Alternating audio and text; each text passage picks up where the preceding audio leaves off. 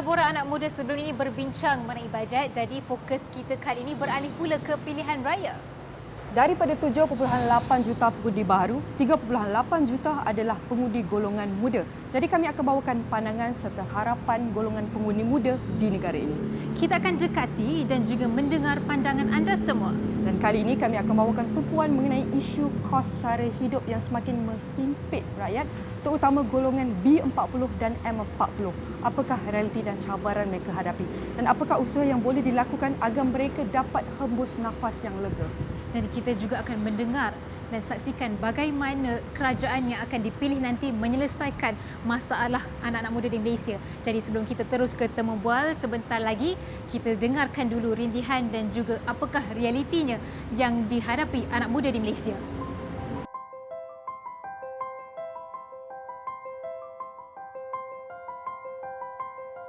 Kami harapkan untuk peniaga-peniaga kami ini macam yang kata kurangkanlah barangan untuk membeli. Macam peniaga ni kalau kata macam customer pun nak beli, diorang dengan harga yang besar ni diorang akan bercakap. Dengan harga beli barang, dengan harga nak beli lagi. So kami tak boleh nak tetapkan harga murah, kena tetapkan harga yang tinggi sikitlah sebab nak coverkan balik harga yang kami beli. Macam saya, kita ada walaupun 2 orang anak, bila kos tu naik, macam contoh kita beli pampers ke apa kan. So harga dekat situ pun naik. So bila naik, tentu-tentunya kos kita meningkat. Dan bila meningkat, banyaklah proses-proses yang kita kena buat. At least macam contoh, daripada satu kerja kena buat 2 kerja contoh. Untuk kita develop kita punya social life tu dengan lebih baik untuk income yang lebih besar. So sangat-sangat struggle lah dengan apa yang kita tengah lalui sekarang. Kembali kita dalam program Borak Anak Muda bersama saya Nabilah Khalida, dan pada kali ini kita akan fokus terhadap menjelang pilihan raya dengan hashtag Malaysia Memilih, dan kita akan mendengar suara rakyat Malaysia dan kita dekati mereka apakah cerita di sebalik kerjaya mereka.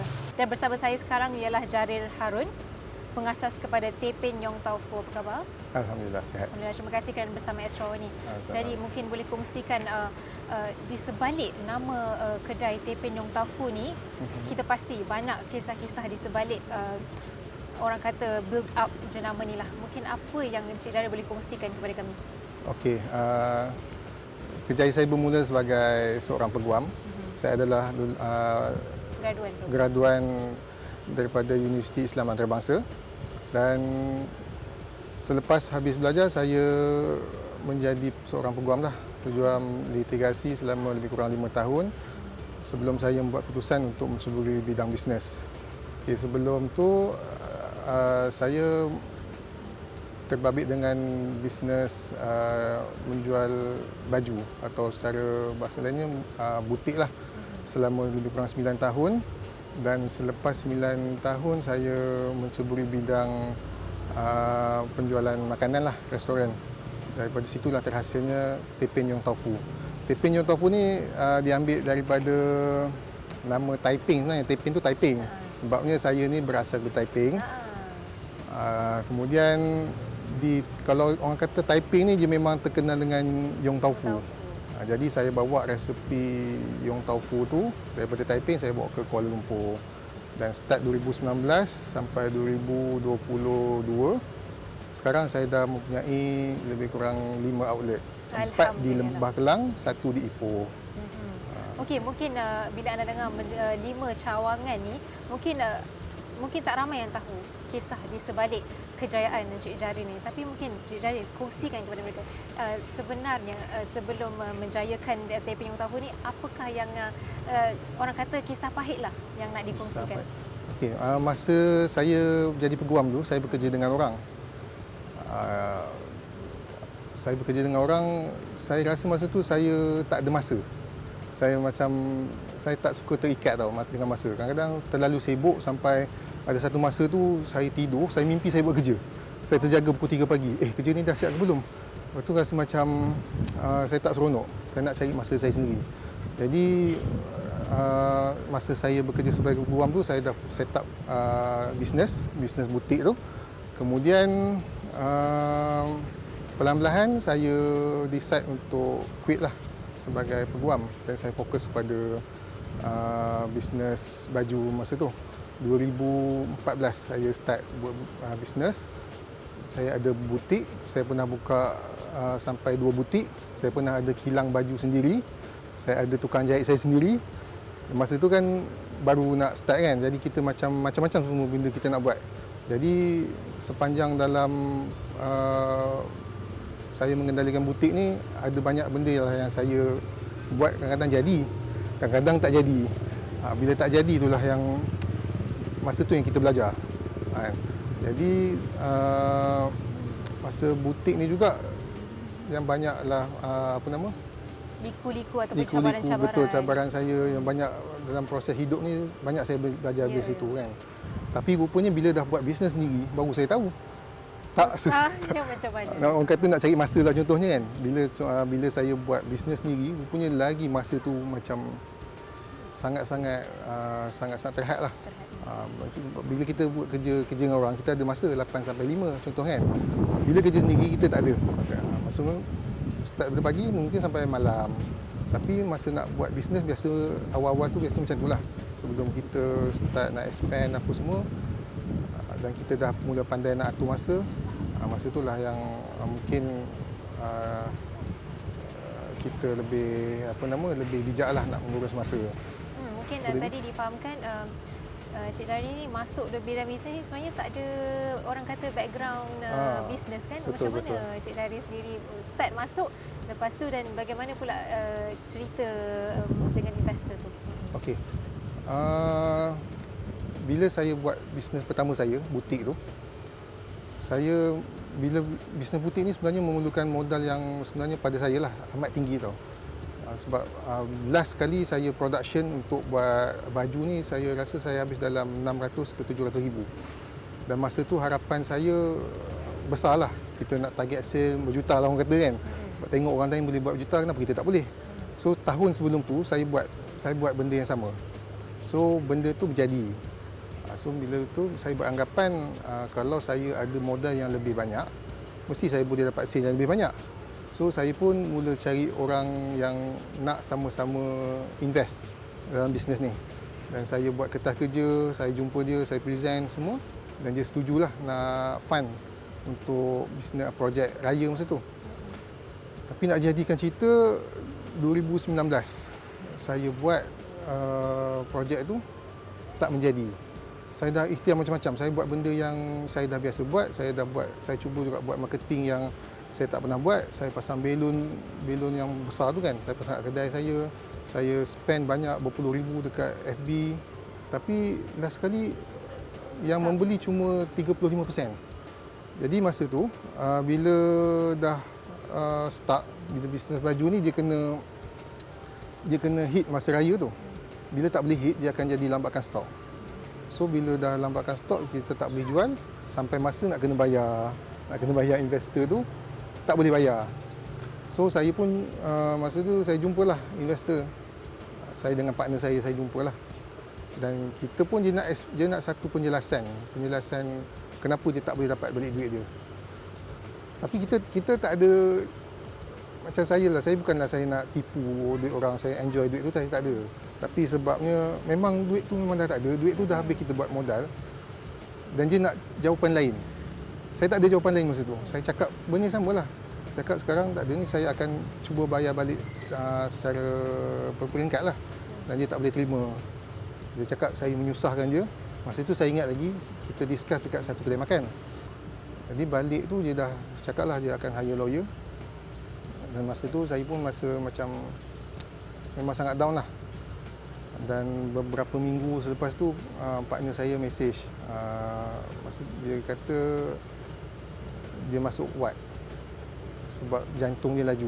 So masa tu kita suspect dia macam ada penyakit jantung lah. Tapi rupanya lepas buat ECG dan treatment apa semua, baru kita tahu jantung tak ada apa. Cumanya kena serangan anxiety. Sebab dia yang banyak deal dengan investor tu. Dan saya terselamat sikit sebab saya kurang berkomunikasi dengan investor tu. Bukan saya mengelak diri, tapi sebab saya tak nak dua-dua. Bila dua-dua emosi terganggu kan, dua-dua tak boleh buat apa, langsung tak boleh buat kerja lah. Daripada start situ lah saya struggle, saya buat macam-macam. Masa tu start PKP pula. Tapi PKP ni orang kata ada hikmah jugalah kan, sebab masa je sibuk saya nak bawa saya pergi nak pergi bawa mahkamah apa semua tu kan. PKP kan tak boleh keluar kan. Jadi mahkamah tutup, saya rasa macam lega lah masa tu kan. Tapi masa tu pun saya dah redha lah. Kalau kata dia nak bawa pergi mahkamah, saya terus terang lah kan. Mungkin kadang-kadang kita rasa mahkamah ni satu tempat yang teruk. Orang dengar mahkamah takut kan. Tapi mungkin dekat mahkamah agak kita dapat pengadilan. Mungkin masa tu hakim pun mungkin tengok merit case apa semua, mungkin nasib saya lebih baik. Masa tu memang saya dah redha lah. Kalau kata pergi mahkamah kata saya salah, kata saya bankrupt ke apa, redha je lah nak buat macam mana. Saya pun fikir kan kalau bankrupt, apa yang teruknya juga. Bankrupt tak boleh keluar negara, tak boleh buat loan, tak apalah. Sampai ke tahap itu ya? Tak adalah sampai ke tali gantung kan. Cuma saya cuba nak positif macam tu lah. Tapi Alhamdulillah lepas PKP, saya start dengan Pepin Yong Tau Fu ni lah. Masa tu pun saya pun tak tahu. Saya tak ada pengalaman. Saya ni buat bisnes yang pertama saya tak ada pengalaman. Bisnes kedua pun tak ada pengalaman juga. Saya langgar je. Tapi bisnes pertama tu masa saya buat tu saya adalah belajar buat marketing, buat konten, cara nak supply nak cari supplier apa semua tu. Saya apply kan lah dalam bisnes yang Kita akan bincang lebih tentang itu dalam segmen kedua nanti bersama Nina Rozman. Borak Anak Muda akan berhenti rehat seketika. Kita kembali selepas ini.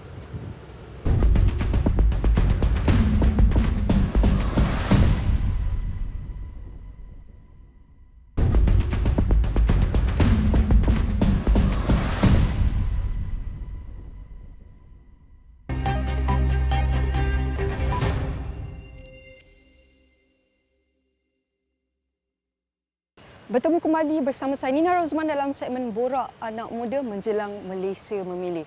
Dan sebentar tadi anda saksikan suara-suara rakyat mengenai realiti dan cabaran mereka hadapi daripada tekanan kos sara hidup ini. Dan sekarang ini kita nak dengarkan apakah harapan dan pandangan mereka untuk kerajaan seterusnya untuk menyelesaikan masalah kos sara hidup ini agar beban mereka dapat dikurangkan. Mari kita dengarkan. Kerajaan pantaulah macam harga telur kadang-kadang tak semua kedai dia sama. Ada macam 14.5 contoh kedai A, 15.3 kedai B tapi grade yang sama. Kadang-kadang ada grade yang A tu sama dengan grade B, harga sama.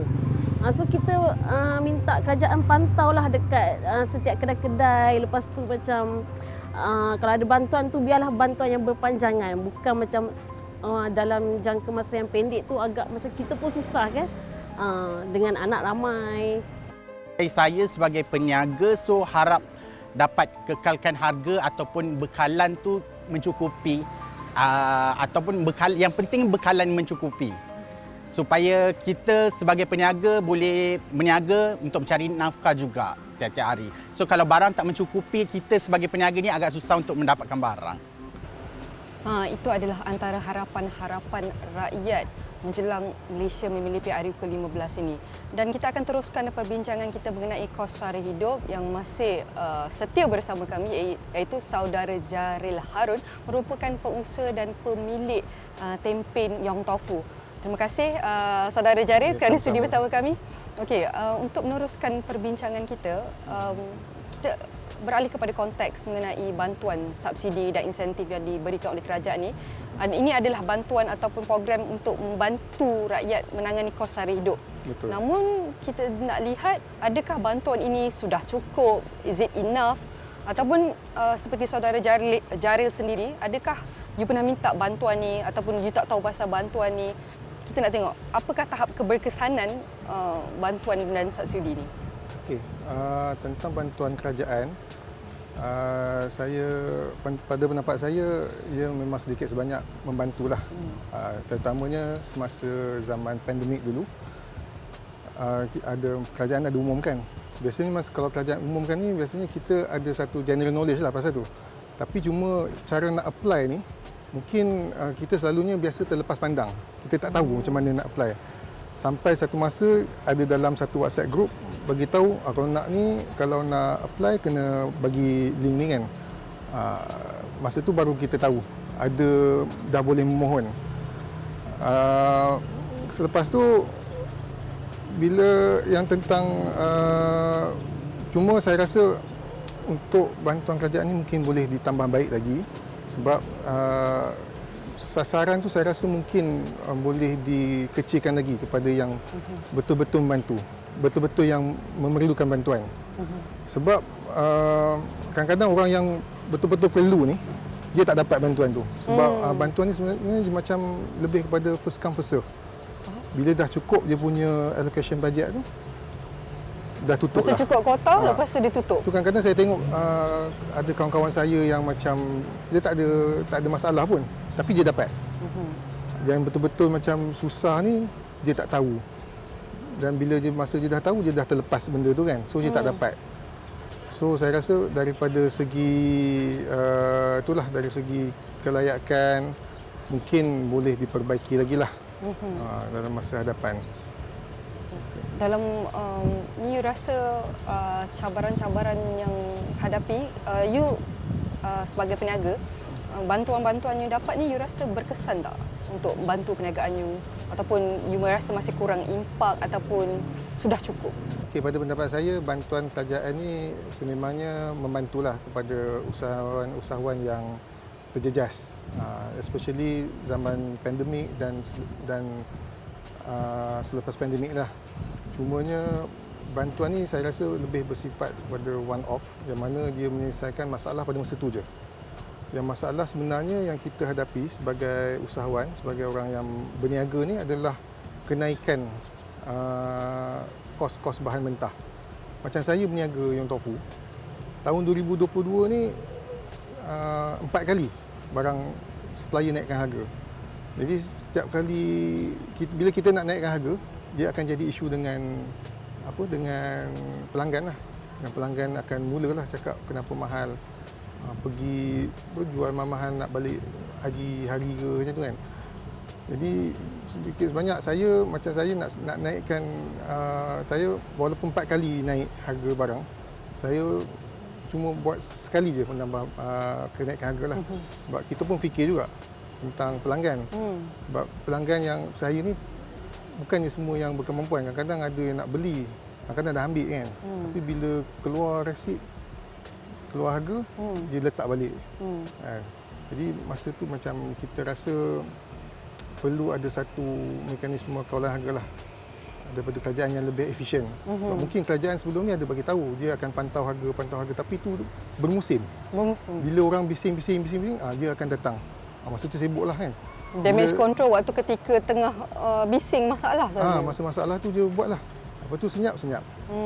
Jadi kita yang berniaga ni macam bayangkan saya 4 kali naik harga kan. Naik bukan sikit-sikit. Kadang-kadang naik satu paket naik RM2, bukan naik 10 sen 20 sen. Banyak tu. Naik RM2 kan. Jadi kita pun macam sampai satu masa kita dah macam mana saya dulu berniaga kan selama lebih kurang 2 tahun lebih. Kadang-kadang tengok sale tu banyak. Tapi bila close account banyak ni je. Rupanya orang cakap kenaikan harga kan. Kadang-kadang naik RM2. Rasa macam tak ada kesan kan. Tapi sebenarnya memang sangat bagi kesan. Jadi pada saya mungkin penambahbaikan lebih kepada execution lah. Macam mana nak kawal harga. Dan satu lagi tentang orang cakap apa? Kenaikan gaji kan. Memang sekarang ni kerajaan bagi kenaikan minimum gaji 1,500. Tapi bila kenaikan gaji tu disertai pula dengan kenaikan harga yang tak terkawal, benda tu sama je sebenarnya. Pada saya macam tak ada beza. Malahan mungkin lagi teruk. Macam dulu nasi goreng saya rasa dalam RM4, RM5 dia dapat. Sekarang ni RM7, RM8 tak lagi. Nasi goreng biasa kan. Macam itulah, macam kita pun peniaga ni pun jadi macam serba salah. Macam kalau saya tetapkan dengan harga saya yang dulu, saya rasa lebih kepada macam bukan berniaga lah, lebih kepada amal jariah je aku. Jadi ini masalah-masalah yang mungkin before COVID dah ada, tapi waktu COVID dia makin memburukkan lagi keadaan. Betul. Dan kita pun tengah bangkit lagi dalam proses pemulihan, tapi agak perlahan. Jadi menjelang Malaysia memilih iaitu PRU ke-15. Jadi Saudara Jalil, boleh ceritakan apakah harapan you, apa yang you harapkan daripada kerajaan seterusnya untuk menyelesaikan masalah kos sara hidup ni, terutama dalam golongan anak-anak muda ni, Betul. agar beban mereka dapat dikurangkan? Okey, first sekali saya sukalah nak berkongsi pengalaman saya dalam bidang bisnes. Sebenarnya tak semudah yang macam orang sangka lah. Kadang-kadang orang cakap buat bisnes ni cepat kaya kan. Dia tak nampak susahnya. Macam saya sendiri, saya pernah ada bisnes lain sebelum ni, yang mana bisnes tu bermasalah dan sampai satu masa saya tak boleh ambil gaji. Saya cuma bekerja tapi saya tak ada gaji. Sampai satu masa saya terpaksa ubah profession saya. Saya bawa Grab sebab nak menampung keperluan diri sendiri tu. Kan? Yang mana income sales masa tu saya gunakan untuk bayar sewa, bayar gaji pekerja. Masa tu staff saya tanya, "Bos kenapa lama tak masuk office?" Saya cakap saya ada kerja luar sikit. Padahal dia tak tahu saya buat Grab masa tu kan. Jadi dari masa tu memang cabaran dia adalah macam mana kita nak kawal emosi kan. Sebab bab duit ni orang kata tak ada duit pun boleh bahagia, tapi bila tak ada duit lagi teruk sebenarnya. Sebab dia akan mengganggu emosi. Sampai saya satu bisnes lama saya ni, bila menjelang COVID, sales semakin drop, saya terpaksa tutup. Dan masa tu kita ada dengan investor apa semua, hutang tetap kena bayar. Masa itulah terjadinya peperangan mental. Peperangan mental ni maksudnya yang orang tak nampak lah. Kan? Saya sampai satu masa saya terpaksa dirujuk ke jabatan kaunseling. Sebabnya macam tu lah, macam down, macam tak tahu nak buat apa. Dan masa tu macam kita akan fikir macam-macam. Sebab saya rasa dari segi kesihatan mental ni pun di kalangan anak muda sekarang ni, kalau kita tengok kan, ada banyak kadang-kadang kawan saya sendiri yang kita nampak dia macam normal, okey, tapi sebenarnya dia tengah berperang dengan diri dia sendiri kan. Sebab hutang ni lah satu lagi yang saya harapkan untuk kerajaan yang akan datang, yang akan dipilih ni. Saya memang harap sangat supaya diberikan kelonggaran dan diberikan lebih masa. Memang dulu dia bagi moratorium. Memang itu memang sangat-sangat membantu. Memang sangat-sangat membantu kita sebagai usahawan yang tersepit ni kan. Mungkin pihak kerajaan mungkin boleh berunding dengan pihak bank dari segi pembayaran semula, dari segi macam kadar bayaran yang mungkin boleh dirombak semula kan. Sebab macam saya dah melalui sendiri kan. Memang hutang tu memang hutang lah. Memang kita sebenarnya tak nak lari pun dari hutang ni, sebab kita tahu hutang tu dah tanggungjawab. Cuma mungkin kita perlukan sedikit masa lagi. Kita masih dalam fasa pemulihan kan. Fasa pemulihan ni masing-masing tengah struggle nak bangun balik. Dan satu lagi harapan saya kepada pihak pihak lembaga hasil ke kan. Memang saya tahu memang kerajaan banyak rugi kan. Jadi macam sekarang kita tengah nak naik balik. Mungkin kena bagi masa sedikit lah, kelonggaran sikit kot saya rasa. Mungkin kena kaji lah kan. Sebab sekarang ni memang aktif lah. Bila nak recover balik tu kan, kita takut masa kita nak recover tu dah ambil masa.